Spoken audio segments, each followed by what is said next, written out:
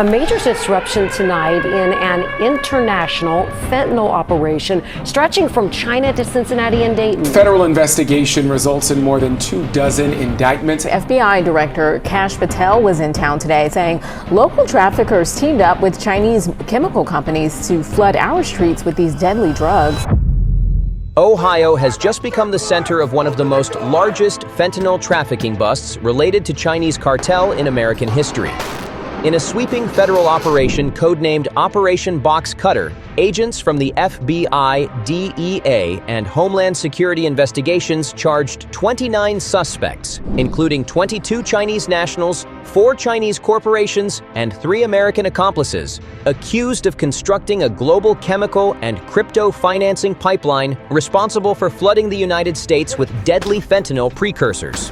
Every single person and business and entity and flow of money involved in it, you will never break the wheel. We are here today to break the wheel of fentanyl trafficking in the United States of America. Officials say the materials seized during this coordinated action had the potential to kill more than 70 million people, making it one of the deadliest interdictions in modern law enforcement history. While we, the interagency, the Department of Justice, have been fighting hard to seize and stop drug traffickers, we must attack fentanyl precursors, the ingredients necessary to make this lethal drug. Prosecutors allege that the defendants built a hidden industrial web connecting Chinese chemical exporters to U.S. cartel distributors, using encrypted payments, shell companies, and mislabeled freight to disguise the true purpose of their trade, feeding America's synthetic opioid epidemic. Federal documents reveal that the network operated as a China-run industrial enterprise, camouflaged behind the facade of pharmaceutical research and laboratory supply exports. This was the first time an FBI director has been to China in over a decade and received the audience with his counterpart to address this matter directly. These entities, 4 corporations registered in Shanghai, Wuhan, and Shenzhen, shipped synthetic agents used to cut, dilute, and press fentanyl into counterfeit pills. Their purpose was simple: multiply potency, stretch profit margins, and supply American traffickers with a steady chemical stream ready for street conversion. Investigators said that unlike traditional narcotics smuggling, this new model never involved drugs crossing borders, only the precursors, the molecular building blocks of death. Those chemicals were legally manufactured, sold as laboratory reagents, and imported into the U.S., where domestic dealers mixed, pressed, and distributed the finished product under cartel supervision. This was industrialized poisoning, one federal agent said. They weren't selling drugs.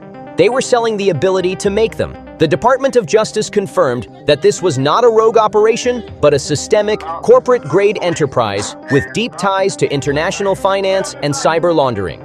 The same companies accused of exporting the chemicals also maintained digital wallets and payment gateways that converted narcotics revenue into cryptocurrency, which was then reinvested into Chinese assets, masking it as trade income. American intermediaries, led by Eric Payne, 39, and Orion Rayford, 24, of Tip City, Ohio, allegedly served as domestic logisticians, receiving shipments disguised as industrial solvents and distributing them to cartel-connected networks throughout the Midwest. Rayford reportedly stored shipments inside her residence, while Payne coordinated payment and delivery through encrypted messaging applications. Together, they represented the human link between a Chinese supply chain and a U.S. distribution system, 2 worlds joined by profit, chemistry, and digital code.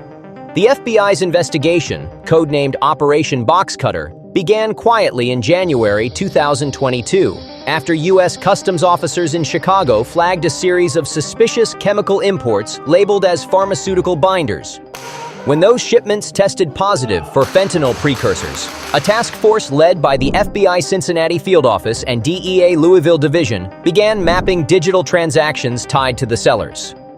Over the next 2 years, agents infiltrated encrypted chat groups, traced crypto wallets, and conducted undercover purchases that revealed an elaborate transnational conspiracy stretching from Shanghai to Dayton, Ohio. Federal intelligence identified the network as a hybrid of Chinese chemical exporters and U.S.-based distributors working directly with Mexican cartel intermediaries. Investigators called it a chemical cartel chain. Chinese-made precursors shipped by mail, mixed by American chemists, and distributed through Mexican routes into street-level pills. By 2025, It had become a billion-dollar operation feeding America's synthetic opioid crisis. The arrests were executed simultaneously in Ohio, Atlanta, and New York, with coordinated raids targeting warehouses, residential stash locations, and digital command centers. Federal indictments named Eric Payne and Orion Rayford as the American nodes who handled on-the-ground logistics for the cartel's Midwest branch. Payne allegedly coordinated kilogram-level shipments of chemical agents and oversaw local distributors who pressed counterfeit oxycodone and Xanax tablets. Rayford allegedly stored narcotics and funneled money through cryptocurrency exchanges, acting as Payne's financial liaison. Both face drug conspiracy, money laundering, and continuing criminal enterprise charges, each carrying potential life sentences.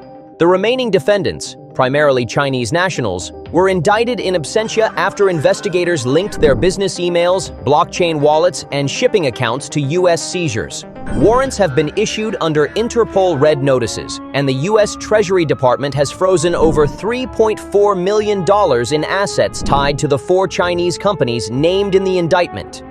Investigators traced the supply chain to 4 chemical firms operating in mainland China, each presenting itself as a legitimate exporter of research reagents.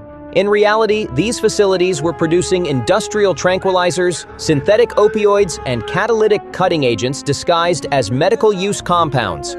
One firm, already sanctioned under global Magnitsky authorities, is accused of exporting precursors through state-run freight services to avoid detection. The other 3 used shell distributors in Hong Kong and Malaysia to reroute chemicals through normal trade channels, exploiting weak customs oversight.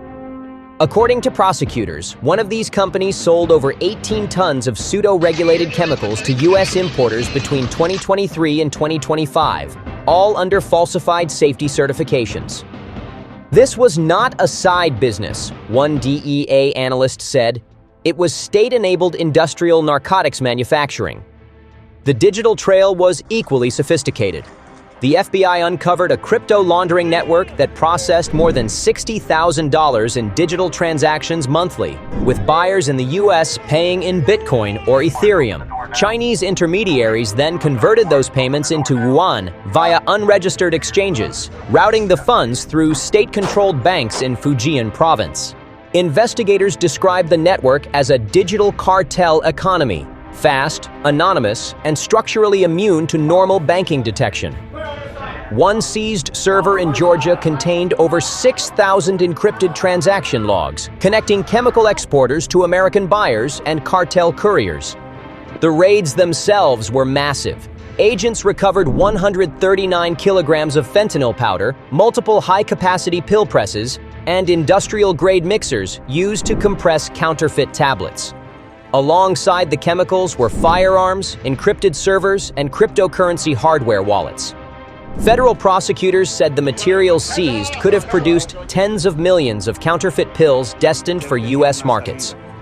This is industrialized drug production disguised as global trade, an FBI spokesperson said. Operation Box Cutter didn't just catch dealers, it cut through an international manufacturing pipeline.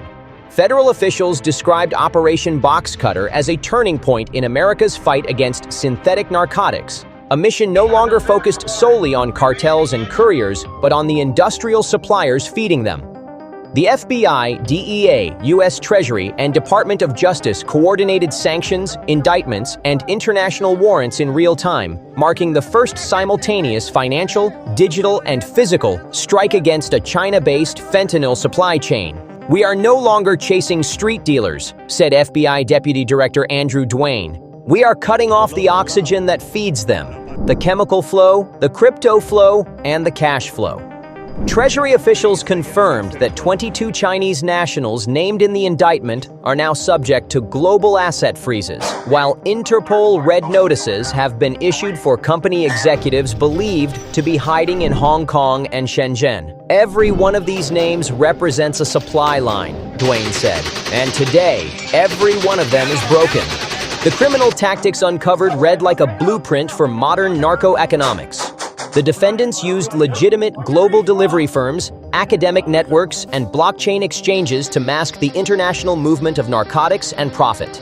They operated under fake pharmaceutical labels, presenting invoices for scientific reagents, pharmaceutical binders, and stabilizing compounds, all of which were code for fentanyl precursors. Federal filings show that traffickers leveraged university research portals and import accounts to clear customs inspection without triggering DEA alerts. Chinese brokers, meanwhile, used synthetic invoices and AI-written documentation to make their cargo appear consistent with international science trade. It looked like a legitimate transaction, one investigator said. Even the digital paperwork passed automated screening, but every data field was a lie. Crypto laundering was layered into this scheme. Buyers in Ohio paid Chinese exporters in Bitcoin. The funds moved through privacy coins, and conversion happened through Chinese domestic exchanges before re-entering the economy as corporate revenue. Every transaction, every shipment, every keystroke, it was precision engineered to look ordinary. In the aftermath of the raids, agents say the scale of seizure stunned even veteran narcotics investigators. Across Ohio and Georgia, task forces recovered 139 kilograms of fentanyl powder, enough to create 70 million lethal doses, along with dozens of pill presses, industrial blenders, and mixing agents. Servers recovered from an Atlanta apartment contained encrypted ledgers of payment trails tied to Sinaloa and CJNG cartel middlemen, showing just how deep the partnership between Chinese chemical exporters and Mexican traffickers has grown. This is the global supply chain of death, DEA Special Agent Frank Tarantino said. Chemicals made in China, pressed in Mexico, and sold in the US, all managed through a phone and a crypto wallet. The Department of Justice called Operation Box Cutter the first total spectrum offensive, one that combines cyber forensics, trade surveillance, and financial warfare. Officials promised this would be the model for future operations targeting foreign chemical suppliers masquerading as exporters. As the dust settles, the message from Washington is unmistakable.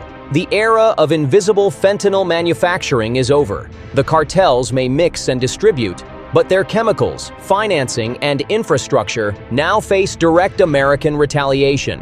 This is how the new drug war will be fought, an FBI official stated. Not with patrols, but with precision. Not with arrests alone, but with asset seizures and cyber takedowns. Operation Box Cutter revealed a new truth: that fentanyl isn't just made in secret labs, it's built through corporate transactions and global trade routes.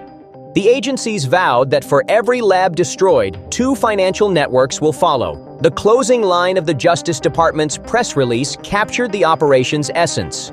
The cartels make it, the Chinese ship it, we just cut the line.